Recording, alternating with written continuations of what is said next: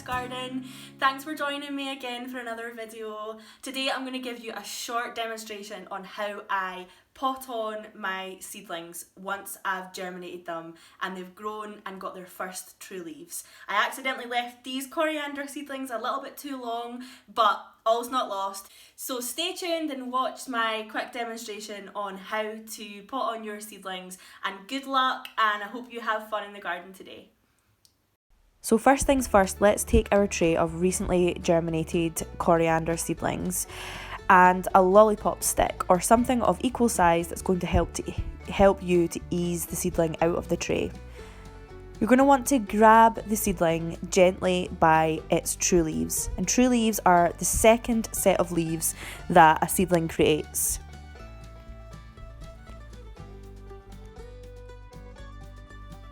These have grown into a little bit of a tangle, so I'm just easing one seedling away from its siblings.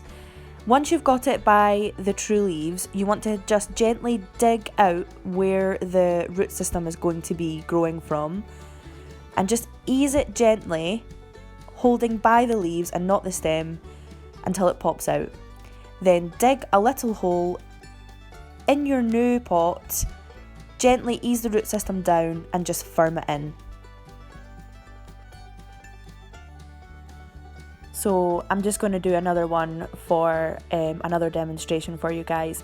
You can see here I'm using a couple of decent sized pots with just a multi-purpose compost, and I'm going to be putting 4 coriander seedlings per pot, and I'll grow them on in here for a while until they're big enough to be planted out into my herb garden.